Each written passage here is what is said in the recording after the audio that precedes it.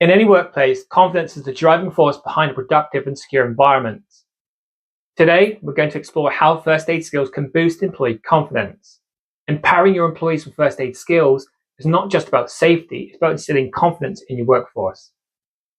So let's discover how learning and applying first aid skills can make a difference. So here are the key reasons why it's essential. Employees feel more in control during emergencies. First aid skills build a safety conscious culture. Confidence leads to a quicker, more effective response. It enhances employee morale and team spirit. Employees become valuable assets in emergency situations.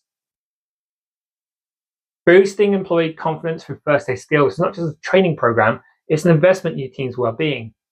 It's about making your employees feel capable and ready to respond when needed. Boosting employee confidence with first aid skills is not just about safety, it's about creating a workforce that's empowered. Because in your workplace, confidence is the key to a secure and productive future.